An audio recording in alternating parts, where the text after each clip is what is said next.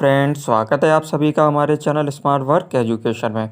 आज हम आपको हिंदी व्याकरण में बताने वाले हैं एक बहुत ही अच्छा टॉपिक, समास। तो फ्रेंड्स, समास हमारे एग्जाम के पॉइंट ऑफ व्यू से काफ़ी इम्पोर्टेंट रहता है। अगर हम बात करें कक्षा 9th 10th 11th 12th plus competition exam की, तो इन सभी में समास का बहुत अच्छा वेटेज रहता है और ये एग्ज़ाम में भी काफ़ी आता है।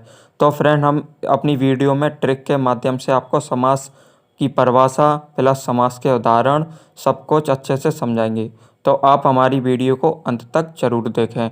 अगर फ्रेंड समास के आप नोट्स लेना चाहते हैं तो हमारे फेसबुक पेज पर पीडीएफ लिंक दे रखी है हमने, वहाँ से आप जाके नोट्स ले सकते हैं।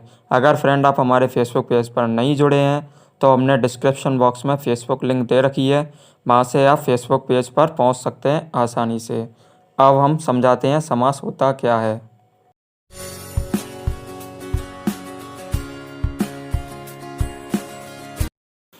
समास। तो फ्रेंड, समास एग्जाम में कैसे आता है उसे हम देखते हैं।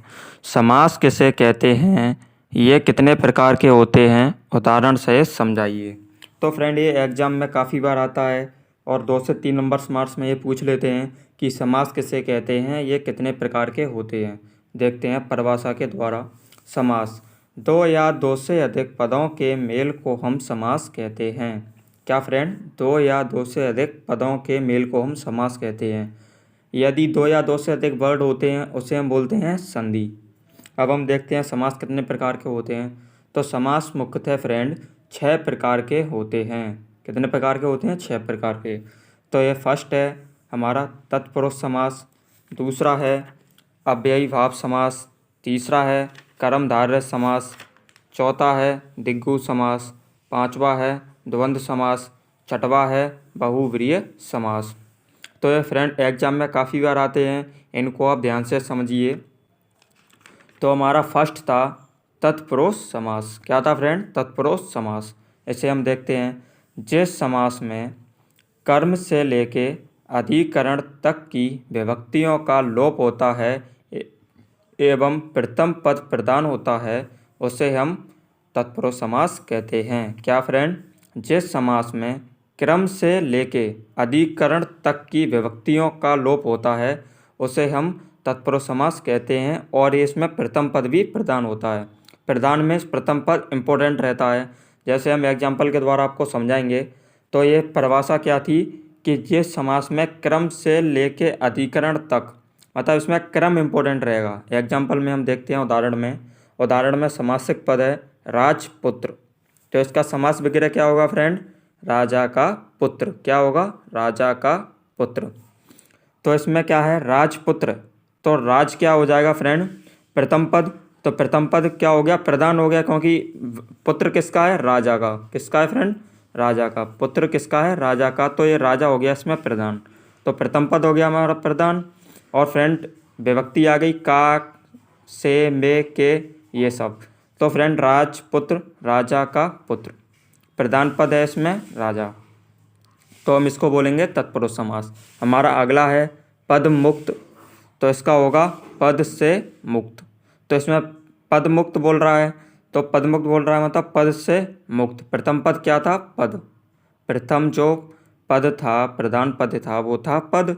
तो पद मुक्त। अब हम अगला देखेंगे जलमग्न। तो जल में मग्न। डाक व डाक के लिए व। तत्पुरुष समास हमारा काफ़ी इम्पोर्टेंट समास रहता है। तो फ्रेंड ये काफ़ी बार एग्जाम में भी आया है, परिभाषा भी पूछ लेते हैं और विकल्प में भी आ जाता है। अब हम देखते हैं तत्पुरुष समास के कितने प्रकार होते हैं। तो फ्रेंड मुख्यतः तत्पुरुष समास के 6 प्रकार होते हैं। कितने होते हैं फ्रेंड? 6 प्रकार होते हैं। हम हर प्रकार को बहुत अच्छे से समझेंगे। अब हम देखते हैं कौन सा है। तो फर्स्ट है हमारा कर्म तत्पुरुष समास। कौन सा है फ्रेंड? कर्म तत्पुरुष समास। अगला है करण तत्पुरुष समास। उससे अगला है संप्रदान तत्पुरुष समास। उससे अगला है अपादान तत्पुरुष समास। उससे अगला है संबंध तत्पुरुष समास। उससे अगला है अधिकरण तत्पुरुष समास। तो ये मिला के कुल मिला के 6 तत्पुरुष समास होते हैं। अब हम देखते हैं फर्स्ट कौन सा है? कर्म तत्पुरुष समास।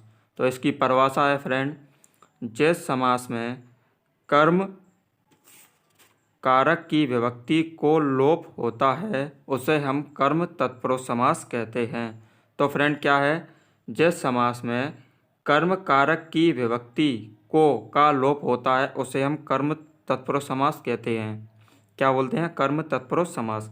तो इसमें विभक्ति क्या आएगी फ्रेंड, को। अगर हमें को आ जाए कहीं भी, को देख लें किसी समास विग्रह में, को देख लें तो वह क्या होता है, कर्म तत्पुरुष समास।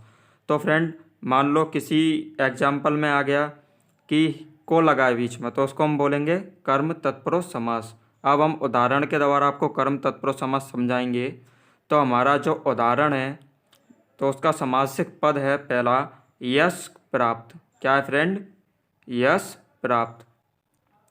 तो इसका समास विग्रह क्या हो जाएगा, यश को प्राप्त। तो यश प्राप्त है तो इसमें क्या आ गया, बीच में को आ गया तो फ्रेंड हम इसको बोलेंगे कर्म तत्पुरुष समास। क्या बोलेंगे फ्रेंड, कर्म तत्पुरुष समास। हमारा अगला है जेव कतरा। क्या है, जेव कतरा। तो इसका समास विग्रह क्या हो जाएगा, जेव को कतरने वाला। क्या हो जाएगा फ्रेंड, जेव को कतरने वाला। तो इसमें कर्म की अभिव्यक्ति भी हो रही है कि क्या कर रहा है, वो कर्म कर रहा है, जेब कतरने का काम कर रहा है, मीन्स कर्म कर रहा है। तो इसमें को भी आ गया तो इसको हम बोलेंगे कर्म तत्पुरुष समास। क्या बोलेंगे फ्रेंड, कर्म तत्पुरुष समास। हमारा अगला था करण तत्पुरुष समास। तो इसको हम समझते हैं परिभाषा के माध्यम से। परिभाषा है, जिस समास में करण कारक की विभक्ति से जोड़ने के अर्थ में का लोप होता है उसे हम करण तत्पुरुष समास कहते हैं। मतलब फ्रेंड जिस समास में करण कारक, जिस समास में करण कारक की विभक्ति आप जानते ही हैं, का, की, को, के, से, में, पे, पर आदि अथवा या। तो फ्रेंड से आ जाए और वो जोड़ने के अर्थ में काम करे तो उसे हम क्या बोलते हैं, करण तत्पुरुष समास। उदाहरण के माध्यम से मैं आपको समझाता हूँ। उदाहरण है हमारा समासिक पद, समास विग्रह। तो समासिक पद है धनहीन। तो ये क्या हो जाएगा, धन से हीन। क्या हो जाएगा फ्रेंड, धन से हीन। ये हमारा समास विग्रह है। तो इसमें क्या हो रहा है फ्रेंड, इसमें से आ रहा है तो इसको हम बोलेंगे करण तत्पुरुष समास। और ये जोड़ने का अर्थ भी कर रहा है, धनहीन मतलब धन से हीन। वह क्या, धन से हीन है तो धन से हीन हो गया, तो ये जोड़ने का अर्थ में इसको हम बोलेंगे करण तत्पुरुष समास। हमारा अगला है बुद्धिहीन, बुद्धि से हीन। अगर बीच में से आ जाए तो उसको हम बोलते हैं करण तत्पुरुष समास। तो आपको समझ में आया फ्रेंड। अब हम अगला देखते हैं। हमारा अगला है संप्रदान तत्पुरुष समास। परिभाषा है इसकी, जिस समास में संप्रदान कारक की विभक्ति के लिए का लोप होता है उसे हम संप्रदान तत्पुरुष समास कहते हैं। मतलब फ्रेंड जिस समासिक पद का समास विग्रह हम करते हैं उसके बीच में के लिए आ जाए, क्या आ जाए फ्रेंड, के लिए, तो उसको हम क्या बोलते हैं, संप्रदान तत्पुरुष समास। हमें क्या याद रखना है, ये एग्जाम में काफ़ी बार आता है। कैसे पूछते हैं इसको, डाक के लिए घर, ये आ जाएगा और फिर बोलेंगे कि ये कौन सा पद है। अगर के लिए लग जाएगा तो उसको हम बोलेंगे संप्रदान तत्पुरुष समास। तो संप्रदान तत्पुरुष समास में हमें सिर्फ क्या याद रखना है, के लिए आ गया तो संप्रदान तत्पुरुष समास है ये। अब हम उदाहरण के माध्यम से इसको समझेंगे। उदाहरण है हमारा समासिक पद डाकघर। तो इसको क्या बोलेंगे समास विग्रह में, डाक के लिए घर। क्या बोलेंगे फ्रेंड, डाकघर का समास विग्रह डाक के लिए घर। तो इसका समास विग्रह डाक के लिए घर है तो इसमें के लिए आ गया तो कौन सा हो जाएगा, संप्रदान तत्पुरुष समास। अब फ्रेंड हम अपना अगला एग्जाम्पल देखते हैं, स्नान घर। तो इसका समास विग्रह हो जाएगा स्नान के लिए घर। क्या हो जाएगा फ्रेंड, स्नान के लिए घर। अगला है रसोई घर। तो इसका हो जाएगा रसोई के लिए घर। के लिए आ गया मतलब संबंध तत्पुरुष समास है। राह खर्च, राह के लिए खर्च। तो ये के लिए आ गया तो ये हो जाएगा संप्रदान तत्पुरुष समास। अब हमारा अगला है अपादान तत्पुरुष समास। इसकी परिभाषा है अपादान तत्पुरुष समास उस समास को कहते हैं जिस समास में अपादान कारक की विभक्ति से अलग होने के अर्थ में का लोप होता है, उसे हम अपादान तत्पुरुष समास कहते हैं। इसको फ्रेंड बहुत बारीकी से बहुत अच्छे से समझना, क्योंकि ये बहुत कन्फ्यूजन पैदा करता है बच्चों के माइंड में। क्योंकि अपादान तत्पुरुष समास और करण तत्पुरुष समास दोनों की विभक्ति बीच में सेम लगती है, से। तो अब हम देखते हैं से क्या है फ्रेंड। अगर जुड़ने के अर्थ में लगे तो वो होता है करण तत्पुरुष समास, और जब अलग होने के अर्थ में लगता है तो उसे हम बोलते हैं अपादान तत्पुरुष समास। तो फ्रेंड इसको याद रखना, अगर से अलग होने के अर्थ में लगता है तो उसे बोलते हैं अपादान तत्पुरुष समास, अगर से जुड़ने के अर्थ में लगता है तो उसे हम बोलते हैं करण तत्पुरुष समास। तो उदाहरण के माध्यम से समझेंगे। तो हमारा उदाहरण है, फर्स्ट उदाहरण है हमारा समासिक पद, पद मुक्त। क्या है फ्रेंड? पद मुक्त। तो इसको हम बोलेंगे पद से मुक्त। तो क्या हुआ, ये क्या है? पद मुक्त है। तो पद हो गया हमारा प्रदान। क्या हो गया? प्रदान। और मुक्त मतलब छोड़ के जा रहे हैं, हिंदी विच्छेद करेंगे पद को छोड़ना। तो मतलब छोड़ के जा रहा है, अलग हो रहा है, किसी से अलग होने के अर्थ में हम क्या करते हैं? से लगाएंगे, पद से मुक्त, और ये अलग होने के अर्थ में, तो इसलिए इसको बोलेंगे अपादान तत्पुरुष समास। क्या बोलेंगे फ्रेंड? अपादान तत्पुरुष समास, क्योंकि ये अलग हो रहा है, पद से मुक्त, पद को छोड़ रहा है, तो अलग होने के अर्थ में इसको बोलते हैं अपादान तत्पुरुष समास। जो हमारा अगला है उदाहरण, वो है फ्रेंड हमारा पथ भ्रष्ट। क्या है फ्रेंड? पथ भ्रष्ट। तो इसको समास विग्रह में हम करेंगे विच्छेद, पद से भ्रष्ट, पथ से भ्रष्ट। तो इसमें भी क्या हो रहा है फ्रेंड? वो छोड़ रहा है, पद को छोड़ रहा है, पद को अलग हो रहा है, पद से अलग होना तो क्या हो गया है? अपादान तत्पुरुष समास। तो हमारा जो अगला है वो है संबंध तत्पुरुष समास। क्या है फ्रेंड? संबंध तत्पुरुष समास। परिभाषा है, जिस संबंध में संबंध कारक की विभक्ति का, की, के का लोप होता है उसे हम संबंध तत्पुरुष समास कहते हैं। मतलब फ्रेंड, जिस समास में संबंध कारक की विभक्ति मीन्स का, की, के का लोप अगर होता है तो उसको हम क्या बोलते हैं? संबंध तत्पुरुष समास बोलते हैं। अगर काकी के आ जाए तो उसको हम बोलेंगे संबंध तत्पुरुष समास। ये हमारी ट्रिक है, अगर काकी के आता है तो वो संबंध तत्पुरुष समास होगा। उदाहरण के द्वारा हम समझाएंगे। तो हमारा उदाहरण है, समासिक पद है राजपुत्र। क्या है फ्रेंड? राजपुत्र, राजपुत्र। तो इसका होगा राजा का पुत्र। क्या होगा फ्रेंड? राजा का पुत्र। क्या आ गया बीच में? का। तो ये कौन सा? संबंध तत्पुरुष समास। राजकुमार, राजा का कुमार, प्रातःकाल, प्रातः का समय, राम प्रिय, राम का प्रिय। इनके बीच में फ्रेंड क्या आ रहा है? का, की, के। तो इसको हम बोलते हैं संबंधित तत्पुरुष समास। बहुत ही इम्पोर्टेंट है ये।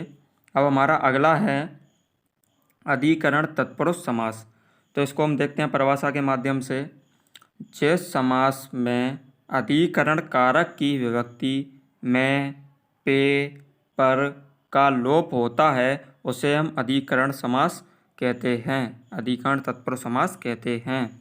मैं पे पर आए तो अधिकरण तत्पुरुष समास है। उदाहरण, समासिक पद है हमारा शरणागत, शरण में आया हुआ। समास विग्रह क्या होगा इसका? शरण में आया हुआ। तो फ्रेंड इसमें क्या आ गया? मैं आ गया। तो मैं आ गया तो इसमें क्या होगा? अधिकरण तत्पुरुष समास। बहुत ही सिंपल है, अगर मैं आ जाए, पे आ जाए, पर आ जाए तो इसको हम बोलते हैं अधिकरण तत्पुरुष समास। दूसरा है हमारा जलमग्न, जल में मग्न। तो क्या है? जल में मैं आ गया तो इसको बोलेंगे अधिकरण तत्पुरुष समास। घुड़सवार, घोड़े पर सवार, पर्वतारोहण, पर्वत पर चढ़ना। तो मैं, पे, पर अगर आता है तो हम इसको बोलेंगे अधिकरण तत्पुरुष समास।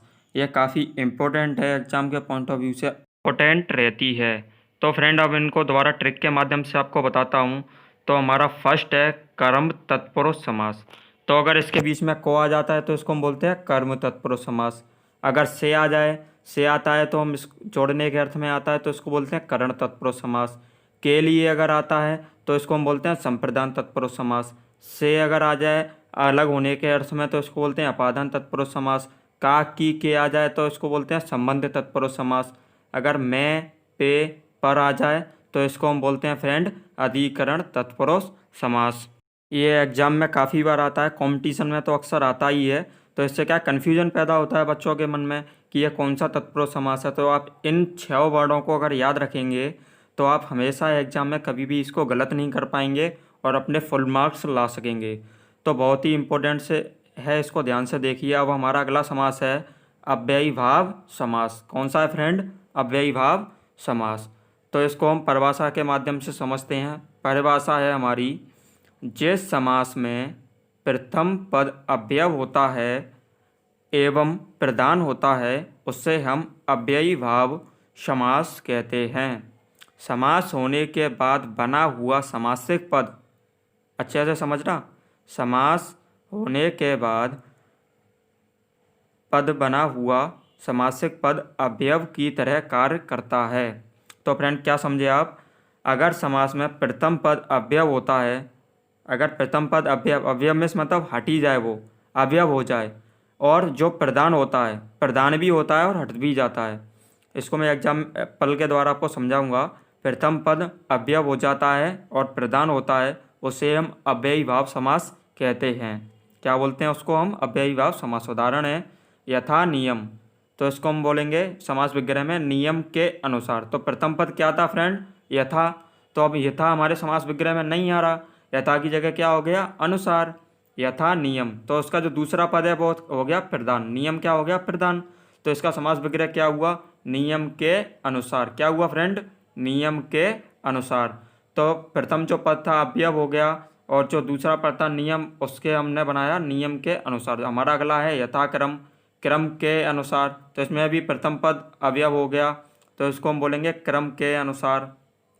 उसके बाद जो हमारा है यथाशक्ति, तो इसको हम बोलेंगे शक्ति के अनुसार। प्रतिदिन, प्रत्येक दिन, प्रतिपल, प्रत्येक पल, प्रत्येक, एक एक, हर क्षण, हर एक क्षण। तो बहुत ही इम्पोर्टेंट है। अब हमारा अगला है कर्मधारय समास। कर्मधारय समास की परिभाषा को हम समझते हैं। परिभाषा है फ्रेंड, इस समास में प्रथम पद विशेषण तथा दूसरा पद विशेष होता है एवं दूसरा पद प्रधान होता है, वह कर्मधारय समास कहलाता है। क्या समझे फ्रेंड आप? इस समास में प्रथम पद तो होता है विशेषण, और जो दूसरा पद होता है वो होता है विशेष। क्या होता है? प्रथम पद होता है हमारा विशेषण और दूसरा पद होता है विशेष, एवं दूसरा पद होता है प्रधान। इसमें क्या है? दूसरा पद जो होता है वो होता है प्रधान, उसे हम कर्मधारय समास कहते हैं। क्या बोलते हैं फ्रेंड? कर्मधारय समास। उदाहरण से हम समझेंगे। पहला एक सामाजिक पद महात्मा, तो इसका समास विग्रह क्या होगा? महान है जो आत्मा। तो मैंने आपको बताया था प्रथम पद होता है विशेषण, तो महा हो गया विशेषण, महान। अगर हम इसका हिंदी विच्छेद करेंगे तो महान है जो आत्मा। और इसमें आत्मा, आत्मा क्या हो गई? दूसरा पद मैंने आपको बोला था वो होगा विशेष और प्रधान। तो इसमें आत्मा हो गई, विशेष भी हो गया, प्रधान भी हो गया। तो इसका जो संधि विच्छेद हुआ, वो समास विच्छेद हुआ, वो हुआ महान है जो आत्मा। और हमारा अगला है नीलांबर। नीला है जो अंबर, तो इसमें अंबर क्या हो गया? प्रधान हो गया, विशेष हो गया। तो इसका संधि विच्छेद समास विग्रह हुआ नीला है जो अंबर। अब हमारा जो अगला है, अगला जो है घन श्याम, घन के समान श्याम। अब हमारा अगला है चरण कमल, कमल के समान चरण।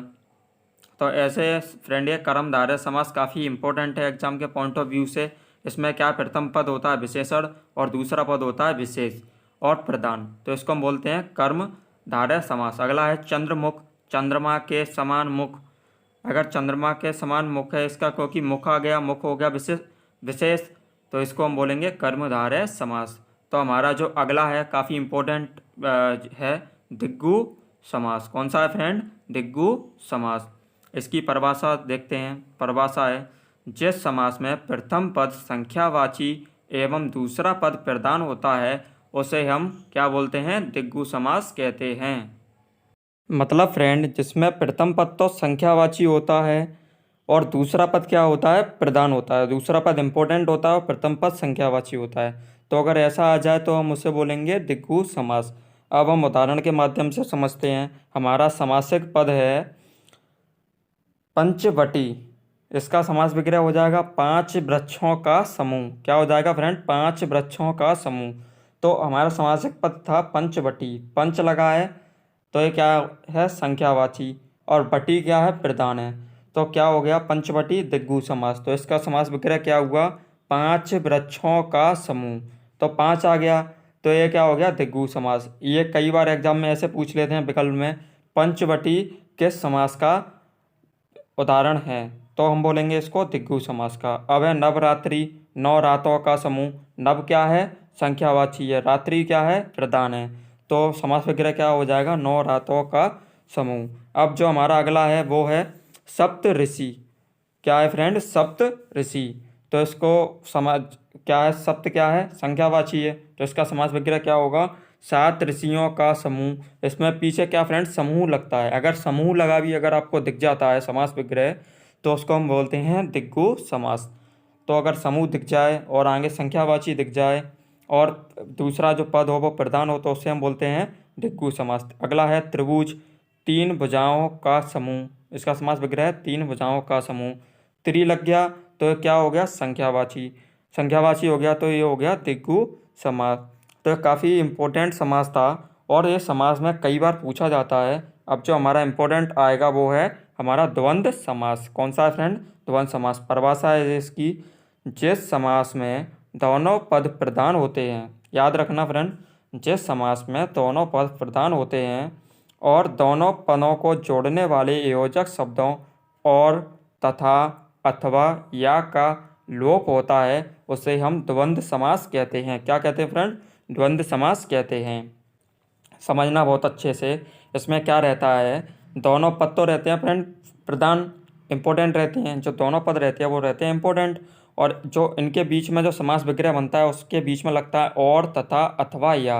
अगर ये लग जाए तो वो होता है द्वंद्व समास। उदाहरण के माध्यम से समझिए। हमारा उदाहरण है समासिक पद समास विग्रह।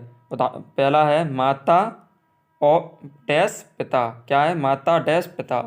तो इसका समास विग्रह क्या करेंगे, डैश हटा देंगे और उसके बीच में और लगा देंगे। क्या करेंगे, डैश को हटा देंगे और उसके बीच में और लगा देंगे, तो क्या हो जाएगा, माता और पिता। तो फ्रेंड ये आपने देखा, माता पिता दोनों ही क्या है, प्रधान है। क्या है, प्रधान, इम्पोर्टेंट है। तो ये कौन सा समास कहलाएगा, हमारा द्वंद्व समास कहलाएगा। एग्जाम के पॉइंट ऑफ व्यू से काफ़ी इंपॉर्टेंट है। डैश को हटा देते हैं और लगा देते हैं, और तथा अथवा या, ये 4 वर्ड अगर आप कहीं देख लेते हैं तो वो होता है द्वंद्व समास। कौन सा होता है, द्वंद्व समास। हमारा अगला है भाई बहन, भाई डैश बहन, तो इसका हो जाएगा भाई और बहन। डैश हट के क्या लग गया, और। दिन रात, तो डैश हट के क्या लग गया, दिन और रात। अब हमारा अगला है वो है बहुव्रीहि समास। क्या है फ्रेंड, बहुव्रीहि समास। परिभाषा के माध्यम से समझते हैं। परिभाषा है, जिस समास में प्रथम और द्वितीय पद से मिलकर किसी तीसरे पद का या अर्थ का संकेत निकलता है वह बहुव्रीहि समास होता है। इस समास में से दोनों पदों में से कोई भी पद प्रधान नहीं होता। कितना इम्पोर्टेंट है, इसको आप अच्छे से समझो। जिस समास में प्रथम और द्वितीय दोनों पद से मिलकर किसी तीसरे पद या फिर किसी अर्थ की ओर संकेत होता है, तो उसे हम बोलते हैं क्या, बहुव्रीहि समास। क्या बोलते हैं फ्रेंड, बहुव्रीहि समास। तो एग्जाम में बहुत बार आता है, इसके एग्जाम्पल भी आ जाते हैं, उदाहरण भी आ जाते हैं 1 नंबर में। तो आप इसको बहुत अच्छे से समझिए। जिस पद में प्रथम द्वितीय पद से मिलकर तीसरा पद बनता है उसे हम बहुव्रीहि समास कहते हैं। उदाहरण के माध्यम से समझिए। उदाहरण है, समासिक पद है हमारा पीताम्बर। क्या है फ्रेंड, पीताम्बर। तो इसका समास विग्रह क्या हो जाएगा, पीले हैं वस्त्र जिसके अर्थात विष्णु जी। क्या हो जाएगा, पीले हैं वस्त्र जिसके अर्थात विष्णु जी। तो इसमें क्या हुआ, पीताम्बर। तो प्रथम पद था पीता, दूसरा था अंबर। तो इन दोनों ही वर्ड ये नहीं है, इसमें समास विग्रह में दोनों ही वर्ड नहीं है, बल्कि क्या हुआ है, किसी तीसरे पद, मतलब ये पीले हैं वस्त्र जिसके, तो ये क्या तीसरा पद बना है, इनसे तीसरा पद बना है, तो इसको हम बोलेंगे बहुव्रीहि समास। मैंने परिभाषा में आपको समझाया था, प्रथम द्वितीय पद दोनों लोप हो जाते हैं और तीसरा पद बनता है, तो उसको हम बोलते हैं बहुव्रीहि समास। और ये भी याद रखना इसके बीच में अर्थार्थ लगता है और उसके बाद किसी और की और संकेत होता है, तो इसको हम बोलते हैं बहुब्रीहि समास। अगला है लंबोदर। लंबा है उदर जिसका अर्थार्थ गणेश जी, उदर को बोलते हैं पेट। तो लंबा है उदर जिसका अर्थार्थ गणेश जी, तो आप अर्थार्थ भी लग गया गणेश जी, लंबोदर ये एक भी नहीं है, तो ये क्या हो जाएगा बहुब्रीहि समास। तो आप समझ पा रहे हैं फ्रेंड। अब हमारा जो अगला है वो है गजानन। क्या है फ्रेंड? गजानन। तो हम इसका समास विग्रह करते हैं। गज के समान मुख है जिसका अर्थार्थ गणेश जी। अब अगला है दशानन। 10 आनन हैं जिसके अर्थार्थ रावण। क्या है? दशानन। तो क्या दोनों ही लोप हो रहे हैं इसमें, और इससे अर्थ जो बन रहा है वो क्या बन रहा है? 10 आनन है जिसके अर्थार्थ रावण। तो फ्रेंड ये एग्जाम के पॉइंट ऑफ व्यू से काफ़ी इम्पोर्टेंट था और इसमें बच्चे कंफ्यूज भी हो जाते हैं समास में, तो इसलिए हमारा जो टॉपिक था बहुत ही अच्छा टॉपिक था। अब हिंदी व्याकरण काफ़ी इम्पोर्टेंट रहती है। बच्चे क्या करते हैं, अक्सर हिंदी के क्वेश्चन आंसर एकेडमिक तो पढ़ लेते हैं लेकिन ग्रामर नहीं पढ़ के जाते। तो जब एग्ज़ाम में बैठते हैं और इस टाइप के क्वेश्चन देख लेते हैं समास रस अलंकार के, तो वो सोचते हैं ये तो हमने पढ़ा ही नहीं है, पढ़ा ही नहीं है तो ये कैसे आ गया। बल्कि ये क्या है, व्याकरण रहता है, तो हमें व्याकरण भी पढ़ते रहना चाहिए। हिंदी व्याकरण ज़्यादा टफ है नहीं, एक बार अगर आप पढ़ लेते हैं तो हमेशा के लिए याद हो जाती है। तो काफ़ी इम्पोर्टेंट रहती है एग्ज़ाम के पॉइंट ऑफ व्यू से। और हमारे जो आने वाला टॉपिक है जो है हम हिंदी व्याकरण में समास है, संधि है, विच्छेद हैं, ये काफ़ी इम्पोर्टेंट रहते हैं।